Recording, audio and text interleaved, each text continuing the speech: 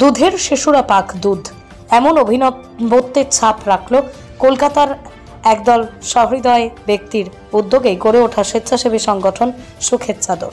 ঈশ্বর পাক পুজো, দুধের শিশুরা পাক দুধ, এই আহ্বানে রাজ্যের 20টি সেন্টারে 1500 শিশুদের হাতে তুলে দিল দুধ বিস্কুটের প্যাকেট।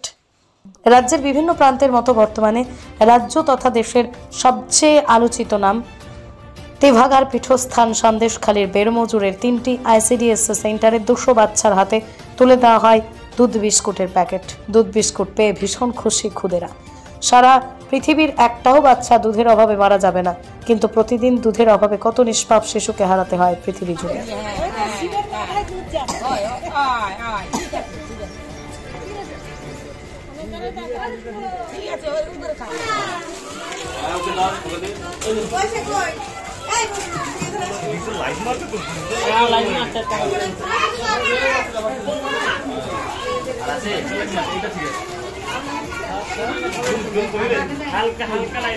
লাইট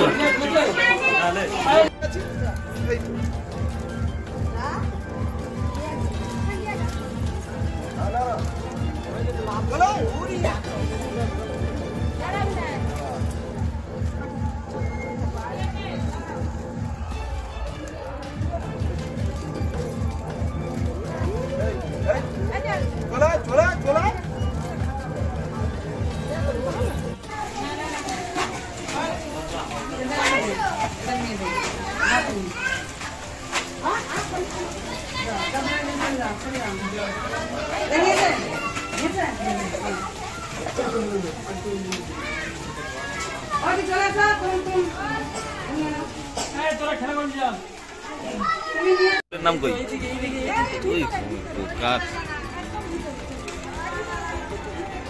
স্টিল ফটো নিবি, ফটো ভালো করে মুখ ঘুরে একদম স্টিল ফটো নে রাহুল। হ্যাঁ স্টিল ফটো একদম নিবি, সবাই লোকের ফটো নিছিস তো।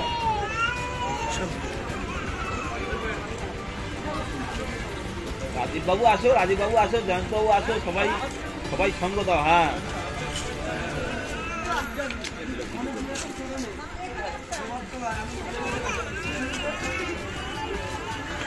বাবু আসো। হ্যাঁ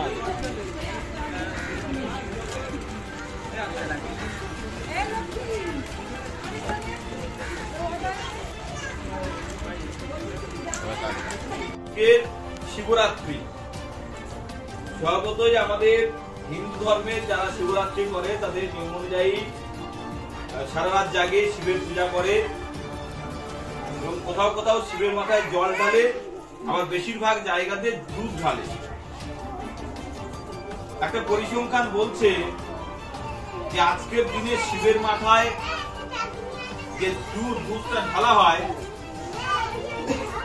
তা সারা পৃথিবীর বাচ্চাদের কয়েক দিনের দুধ যোগান হয়ে যায়। অথচ আমরা দুধটা নষ্ট করি, কিন্তু আবার অন্যদিকে এই একদিনে আজকের দিনে দেখা যাচ্ছে সারা পৃথিবীর কয়েক লক্ষ বাচ্চা তারা দুধ না পেয়ে মারা যায়। তাই কলকাতার একদল সহৃদয় ব্যক্তির উদ্যোগে গড়ে ওঠা এক স্বেচ্ছাসেবী সংগঠন সুখের চাদর, তারা এই আহ্বানটা রাখছে যে শিব পুজো হোক, কিন্তু দুধ যাক বাচ্চার মুখে। শিবরাত্রি অবশ্যই হোক, হিন্দু ধর্মের মানুষ যারা পুজো অর্চনা করে তারা পুজো অর্চনা করুক, কিন্তু দুধ না ঢেলে জল ঢালুক এবং এই দুধ বাচ্চাদের মুখে যাক। তাই তারা এইরকম একটা আহ্বান রেখে তারা কলকাতা থেকে আজকে 3টে সেন্টারের বাচ্চাদের জন্য প্রায় 200। Moumita electronics and light house, এখানে সুলভ মূল্যে ইলেকট্রনিক্স জিনিসপত্র পাওয়া যায়। এছাড়াও যে কোনো অনুষ্ঠানের জন্য গিফট আইটেম পাওয়া যায়। প্রোপাইটার পুলক দাস, হিঙ্গলগঞ্জ, বাঁকড়া বাজার, উত্তর 24 পরগনা।